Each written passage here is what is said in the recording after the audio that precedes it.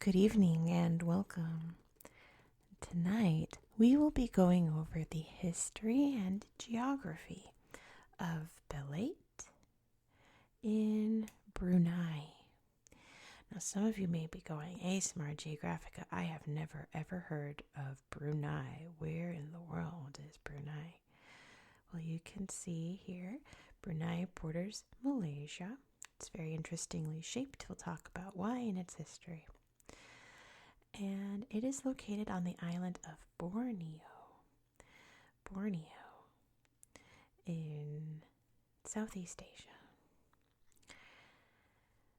And it is very unique in that for a lot of reasons, it's one of the few countries that is ruled by an absolute monarchy, which we're not really going to dive into because it's a bit of a topic. Let's put it that way. We're not going to discuss the Bruneian Sultan or anything tonight. Not in detail, at least. We'll talk about him a little bit. It is what else? It is Sharia law. They do tolerate other religions, but it is ran by Sharia law, which is an Islamic law. And it is extremely wealthy. Extremely wealthy country. Now, why is this little bitty country on Borneo extremely wealthy? Well, what makes tiny countries wealthy? Think about Qatar. Think about, of course, I just blank on tiny countries that are wealthy. Think about the UAE. Think about Bhutan. What do these little tiny countries have in common? It is oil. Brunei is a massive oil producer, and where do they produce all this oil in Brunei? They produce it in Belait, this area here, which is the largest district of Brunei. Brunei only has 4 districts, so this is a rare treat for my channel because we're going to every corner of the world in alphabetical order. 2 of them start with T, so we're not going to talk about Brunei a lot on this channel, so let's savor this moment and talk about Brunei. So this is Belait. And there are only 2 cities in Belait. It's Kuala Belait and Seria. Here along the coast of I think it's the South China Sea. I didn't actually double check. You can see some of the Spratly Islands up there. That's a whole geography issue that we do not have time for. It's kind of a geographic mess up there in the Spratlys. But the rest of this district, as you can see, there is nothing on this map, and that is because there is pretty much nothing there. There might be a little village here and there along the rivers, but it is all very dense, thick, beautiful forest. Very untouched and pristine, and Brunei wants to keep it that way. Their big famous park is over here in Timberong. That's like the best known, but this is pretty much the same kind of deal, that there are many people who live in this forest. There are, I think, 8 different ethnic groups that are from what is now Brunei. I found 2 that live here. There's, of course, the Belait peoples and the Iban people that live in beautiful longhouses. Hopefully I'll be able to find a picture on Google Earth. I just have to remember where it is. I think I remember. We'll go to Google Earth after this section and show you their longhouses. And besides that, it is just beautiful, lush green forest, which is great. We love to see that. The one down here is called, I just blinked on it, the Labi Forest Reserve, and there's another up here. It is called the Andulan Forest Preserve. But again, the big famous one is Timberong. That's because the capital city's over here, Bandar Seri Begawan, and it's easy to hop over to that park, more so than this park. I think you have to take boats down the rivers to get to the villages in these parks here. Along the coast, There's some beachy areas, but it's pretty mangrovey.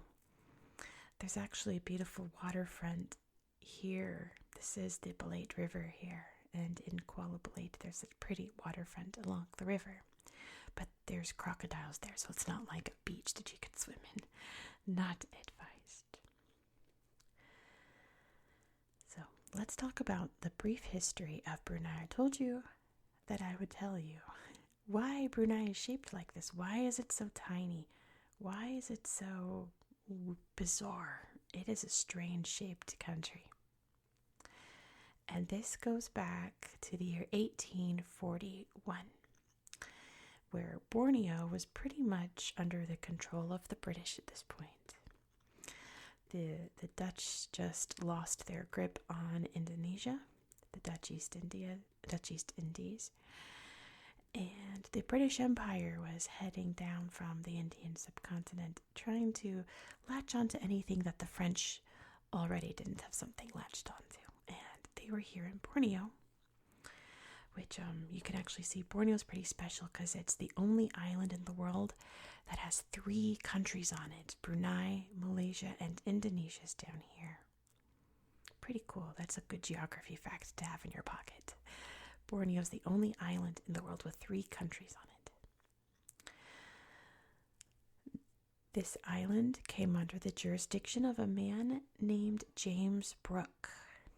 And James Brooke, they called him the White Raj. He did a lot of manipulating different kings and I guess like rulers of the island against each other so that he wound up being on top. But not really the Sultan of Brunei. They were buddies, but they were frenemies, right? They cooperated, but mainly because they had to. There was no choice. So in 1841, James Brooke, the White Raja, was in control of Sarawak mainly. So Sarawak is this part of Malaysia. And he decided, you know what would be great? Having more Sarawak. So he just went, you know what? Brunei, which was this much larger country, he was like, what if it wasn't? What if I just like claimed it for me personally? And he did. And he's like, guess what? You're shaped like this now because I took everything else. And there was nothing that the Sultan could do, because the British Empire this time was far too powerful for him to do anything. So he just kind of had to take it. And that is why Brunei is shaped like this today. But that was probably not a good idea. He probably should have tried to snatch up what's now Belait, if he knew. But I mean, he wasn't alive when this happened at this point in history. We're jumping ahead to the very early 20th century, 1900s, 1910s, and the early 1920s, when they realized in some of the villages in like this area here that there was oil, that they would dig deep enough and they would hit oil. So the British at this point, they still pretty much controlled Brunei. Brunei was a British protectorate at this point. So it was ruled by like an administrative, like a governor kind of person. But there was still the Sultan. And they were like, well, why don't we start digging oil wells? So in Seria, in the year 1929, they dug the first oil well. And it was extremely plentiful.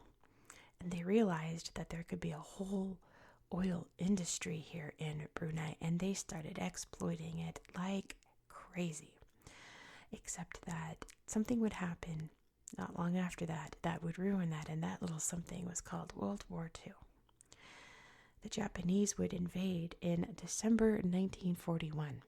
Japan had its priorities. They said, we're declaring war, we are hitting these spots, go. And they went, and one of the first ones was Seria in Brunei. And they came in, occupied the land, and destroyed the entire oil industry.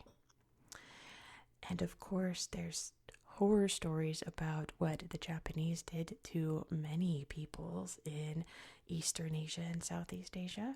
We won't get into it, for relaxation purposes, because it is not relaxing, and for monetization purposes, because it will get my channel demonetized, or get this video demonetized if I go into detail about what the Japanese did here. So you can use your imagination very calmly and imagine the horrors that occurred here under the Japanese occupation.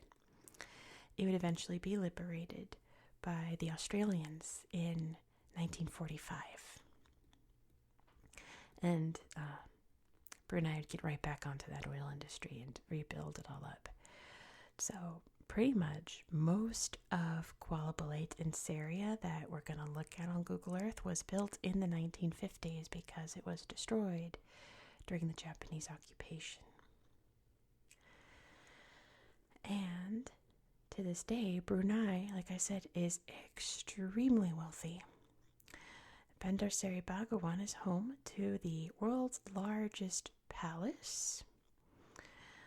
They have built many just beautiful projects. We're going to see one of them in Kuala Belait that are just excessive just because they have money to throw at excessive projects. And it is still a booming industry to this day. And there's a lot of criticisms you could say about the Sultan and Brunei's government, which again we're not getting into, but the one thing that we can say is that they realize that there is gorgeous untouched forest over here and all over here, and they are doing all they can to make sure it stays that way, which you gotta give them props. There's, I think, a little bit of lumber up in this area here, but they're protecting these areas, which is just so wonderful because it is full of some incredible life that you can only really find on Borneo or the islands, the various islands down here to find this wildlife. We'll see some of them on Google Earth, and you know what? I think we should head over there right now. Let's switch over to the tablet and check out Belait on Google Earth. Here we are in the Belait district. And let's start by zooming out so I can really show you where we are in the world. Maybe you don't know where Borneo is, and that's totally fine. We're going to find out right now. So here is the Indonesian archipelago. An archipelago just meaning a group of islands all close together. The largest archipelago in the world. And you can see we have Java over here. That's Sabah, I mentioned, in Malaysia. Singapore's hanging out down there. And this is Borneo. That's Sulawesi. The Philippines are over here. There's mainland Southeast Asia, Indochina, and just regular China up there. And Australia is saying hello, or I'm sorry, Australia is saying good day right down there. Between the Timor Sea, because East Timor's also over here hanging out. Hey, East Timor-Leste. But we're not talking about Timor-Leste. We're talking about Brunei tonight. There's Brunei. And here's Belait. So let's just start up here in Kuala Belait. Lots of things to see up here. Let's start off at that waterfront area I told you about, because there's some pretty neat stuff over here. I think it's down here. Yeah, we'll see the waterfront. Let's take a look. Boom. Oops. There we go. The waterfront. There's the river heading out to the sea. There goes a boat. And there it is from above. Little grassy areas, lots of things to do there. It looks like a nice place to spend a nice relaxing day, doesn't it? Danger of the crocs. But one of the big projects that I told you about, I have to find it. It's the shipyard. Over here, right? Yes, right here. So this was built to commemorate the Sultan's 50th birthday as a present. And it's a big tower you can go up in and see the whole city from up there. And there's a little concert area next to it. Isn't that nice? I think that's what all the 50s are for. for the Sultan's 50th birthday. So it's a nice present. Let's see, there's the little park there, the waterfront area. There's another just very random little art project called the Teapot. And it's called that not just because it's shaped like a teapot. It is literally a teapot in the middle of this roundabout. It's literally a teapot. Pretty neat. It is a nice little clock on it. Up here, we've got some beachy areas, but let's start off in the Belait Museum. Sadly, this whole park area doesn't really have very good pictures, so we're not going to check out this park, but that's the Silver Jubilee Park. Here's the Belait Museum. You can see some beautiful wicker works there, some baskets, a map there of Belait, some beautiful ethnic clothes. I think I was reading a bit about this headpiece because I was obsessed with it. I think it's used in weddings, and it's Iban, yes, in the Iban culture. And this looks like a kind of a warrior outfit because that's a shield, isn't it? And I got some facts about animals and pictures of the area being transformed and changed as the oil industry grew and grew here. Let's head, I guess we'll take a look at Belait Beach real quick. I can't remember if this slideshow's good or not. Yeah, it's not a pretty beach. We were just in the Seychelles yesterday, and those have beautiful beaches, but I wonder if, oh, that's a car. That's a bicycle on the beach. Must be hard to ride your bike on this. There's some shots I remember. Oh gosh, where was it? Oh, a big splash. Maybe it was over here in the park where you can see the oil wells out in the ocean in the pictures. But I think there's better pictures over in Seria, because Seria is the oil producing area. As you can see here, you just take a look and it's like, whoa, holy moly, that's a lot. That's a lot. Yeah, and so you can see there's a platform there, and I'm not sure what that's about. That's a strange geotag. But the strangest one, let's see if I can find it. I was trying to find more oil wells, and I was searching here, searching. Let's see if I can find it. There's a little cloud. Oh, I don't know if I'm going to find it.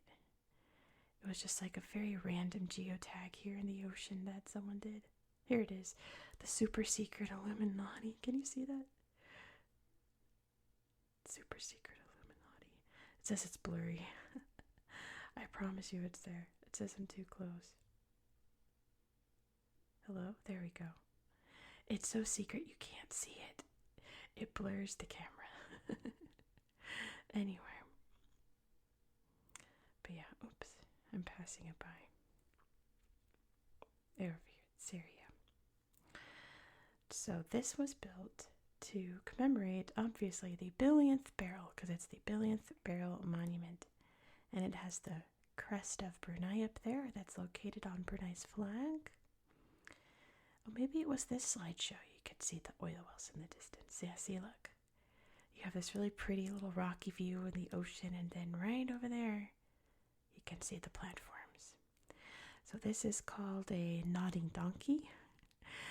And apparently this guy is operational. This guy right here is still chugging oil out from under the ground.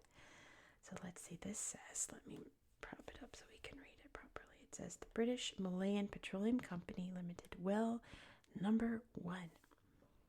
Location peg driven in by Mrs. P.A.B. McKirch, wife of the British resident of Brunei.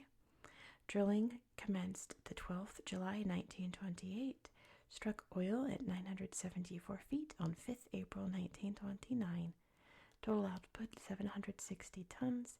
Well abandoned in the 13th of June 1930, and there's a list of all the drillers there. That's a neat little A little bit of history. So yeah, gorgeous little view of the beach, and then in the distance there's the oil wells. This was the picture that I saw. You can see the monument there. A little thing here that I guess you can stand here, and then this tells you where the oil wells are, so you know where to look for them. I think this is 90. That's pretty. And there's lots of little modern art around here. I think we'll stop there for that picture. It's really neat. I do recommend playing around here because I did find lots of other little neat places to explore around here. It's really kind of quaint. But the further south we go, the less pictures there are. And you have to be careful because that's the end right there. See the dotted line? That's the cutoff there. But you can also see here in Seria, the military base. This is a British base here.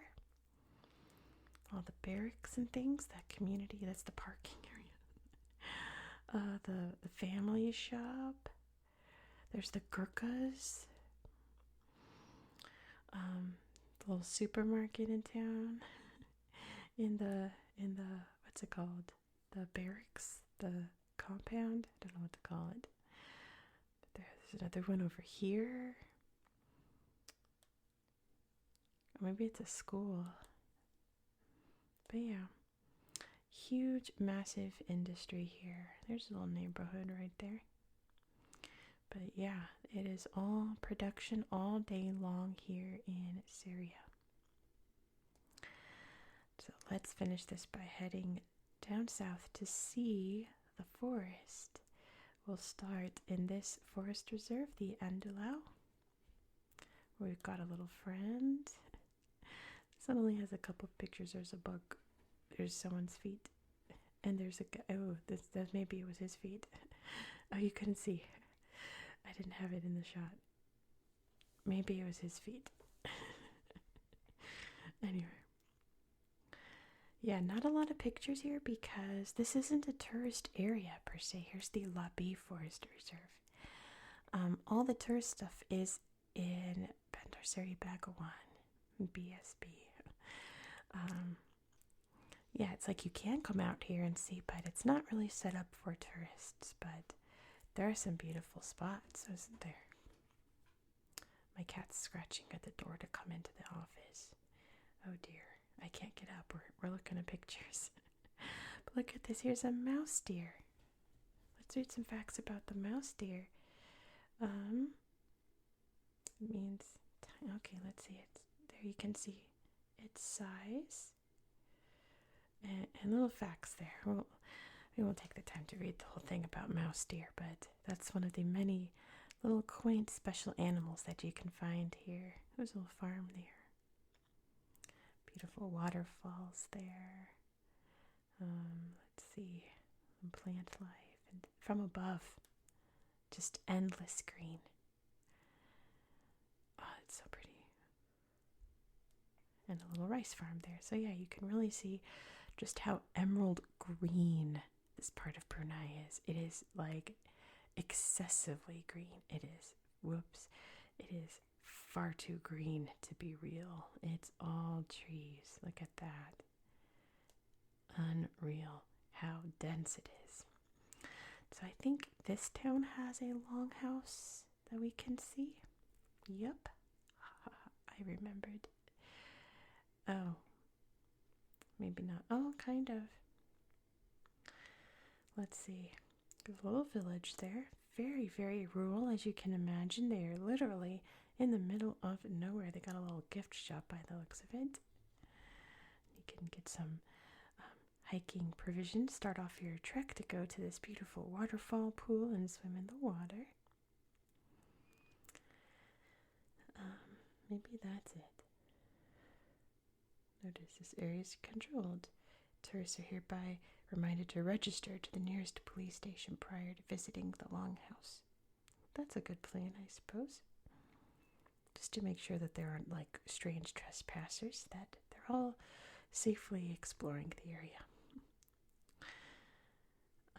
But yeah, a lot of these slideshows, let's see if this one, a lot of them come up just nothing. This one's got something. Oh wow, that's a beautiful picture. hiking in the woods. That's so cool. But yeah, most of these towns don't have much. So let's find one to close this out. This one I remember just has pictures of oil pipes, which is kind of sad. But that is the story of Brunei. Look, I was like, oh, there's an area that they logged. But then you zoom in to more recent pictures. What logs? Maybe this is old and this is newer. That makes sense, but I don't know. I don't know. Maybe this slideshow can close us out. Here we go. There's a little dammed lake up here. Where is it? Up here. That has some nice pictures too, but we'll close out here. So thank you so much for watching tonight. If you enjoy this style of content, please consider subscribing. Next in the series, we are hopping over to Russia. And you know what? I've been messing around on Google Earth in that part of Russia and not really finding a lot of amazing pictures. So we'll see how long that tablet section is. It's mostly going to be about history because we're in Western Russia. And it's just full of history. Plus it borders Ukraine. So we're going to talk about that too. So if you want to hear me talk about that, be sure to subscribe so you won't miss out. If you learned anything cool in this video, be sure to give it a thumbs up. Let me know any cool facts you learned down in the comments below, or just let me know what your favorite part was. And I hope that you found this video to be relaxing and educational. I hope it wasn't too blurry how close-up zoomed I was. And I hope that you have a good night. Good night. Good night. I'm going to go let my cat in. Oh my gosh, he is awake.